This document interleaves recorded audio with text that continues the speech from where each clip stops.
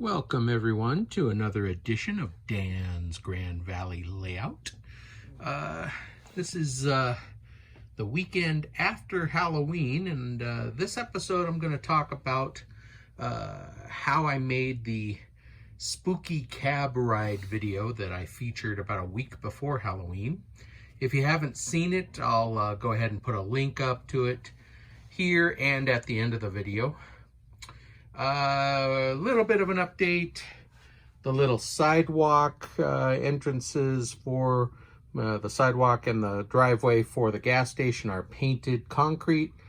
The sign is glued in and painted. It's where it needs to be.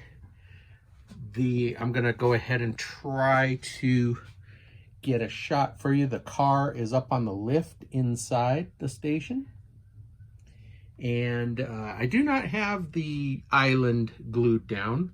Kind of want to be able to move that if I need to.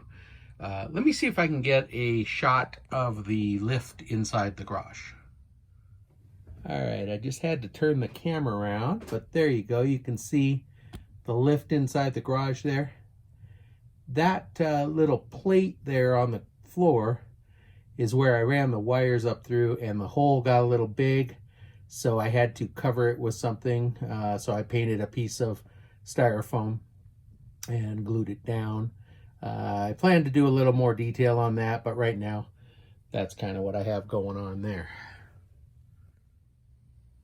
So for the spooky train ride, cab ride, basically I got some of that spider web stuff from Walmart and put it all over the trees, and I took the dead, well, not dead, but the tree armatures from the kit, and just didn't bother gluing anything to them because I wanted them to look like dead trees, or no foliage on them.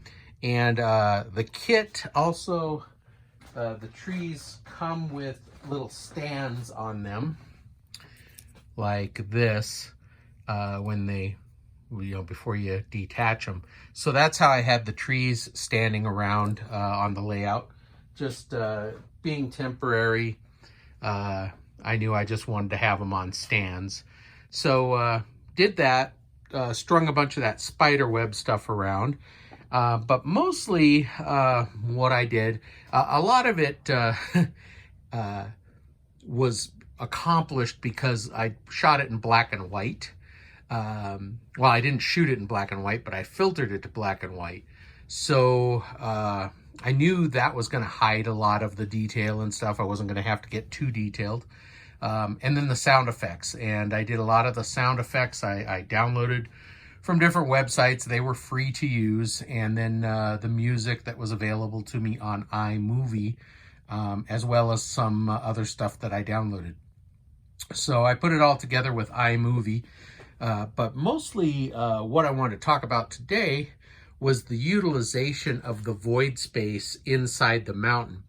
And what I did was I built a module of a graveyard to go in there.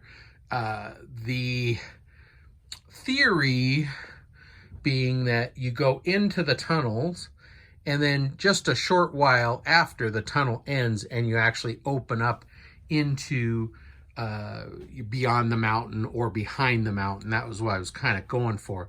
I didn't have time to do a lot of great detail with that. I plan to in the weeks ahead because I want to do a module for Christmas. So let's shoot over to the bench and I'll show you the module, and then we'll go look at the void space inside the mountain. So here is the module. And you'll see I made it out of 1/4 inch styrofoam sheet, which I have a couple of different packages of styrofoam sheeting. I've got some 1/4 inch thick, some 1/8 inch, and that's basically what I made it out of. And I just went ahead and cut the curvature of the track here. And you can see I actually glued, you can kind of see a seam there. I glued 3 pieces together because it was really hard to eyeball that arc there and get it right. So I had to do it in small pieces. Then I just used the same earth undercoat that I used with the kit, and I painted the brown. I took a little bit of black top coat and some other different colors that I had that came with the kit, burnt umber and stuff like that. Mixed it together and just kind of made a little road there. Now again, I knew this was going to be in black and white, so I didn't bother too much with detail. And then I just have some extra talus rocks, and I took bushes from the kit and I just hot glued them down. And then all of the headstones are just 1/8 inch thick styrofoam, and I just cut them out with an X-Acto knife and hot glued them down, and then just took different colors of the washes. Like I said, burnt umber, some black, some gray, some concrete topside color, and just painted them very carelessly so that they would look very aged and rugged.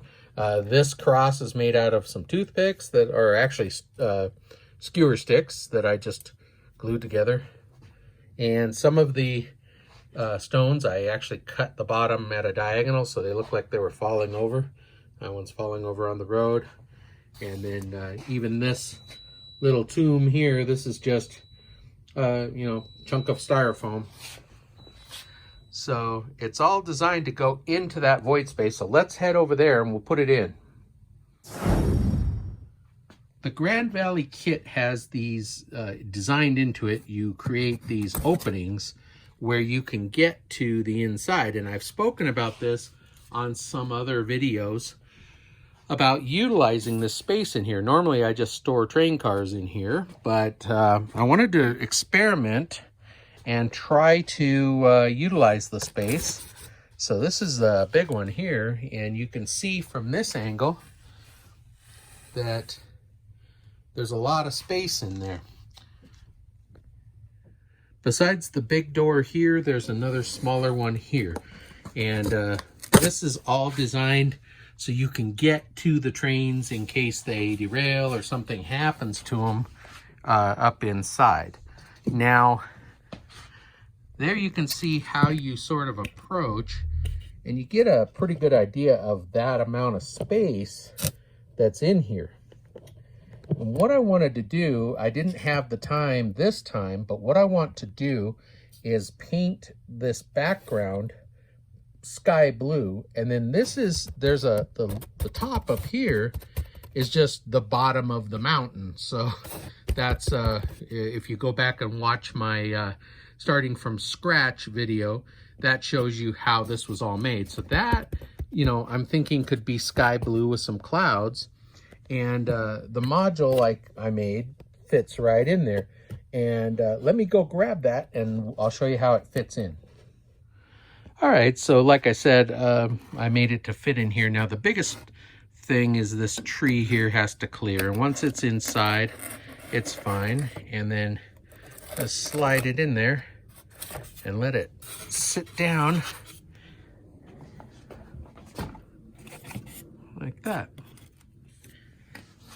So there it sits in there. And then what I did was I just took some like over there, that's just some foliage that I just dumped in there. I didn't even glue it down, so that when the train came around, it didn't look white over there.